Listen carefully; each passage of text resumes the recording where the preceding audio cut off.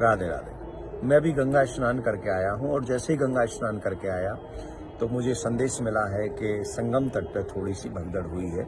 मैं आप सबसे निवेदन करूंगा कि इस समय प्रयागराज में कुंभ में बहुत बड़ा जन सैलाब है।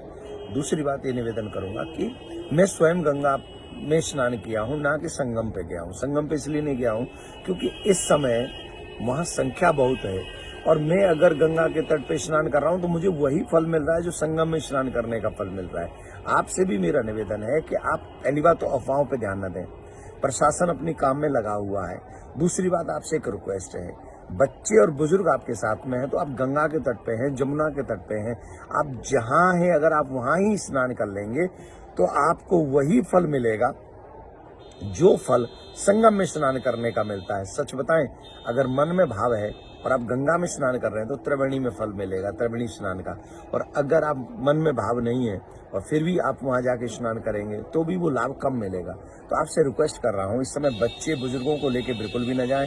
शिविर में आप जहां हैं थोड़ी देर प्रतीक्षा करें, अभी आप रुकें और थोड़ा सा प्रतीक्षा करें क्योंकि रोड पे भी पब्लिक बहुत पब्लिक है। संगम तट पे तो है ही, रोड पे भी पूरे कुंभ में इतनी संख्या है, हमको लग रहा है पूरा विश्व यहाँ पर उतर आया है।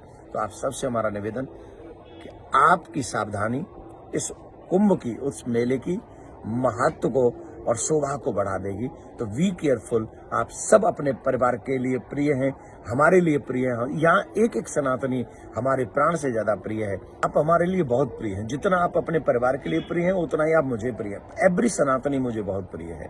आपसे एक रिक्वेस्ट है, आप अपने घर का सबसे छोटा बालक समझ के मुझे मान लीजिए।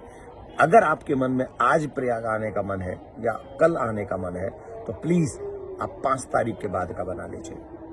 5 तारीख के बाद का बना लीजिए, तब पब्लिक बहुत कम हो जाएगी और आपको आने में इजी रहेगा। सावधानी हम सबकी हमारे कुंभ के लिए जरूरी है। राधे राधे।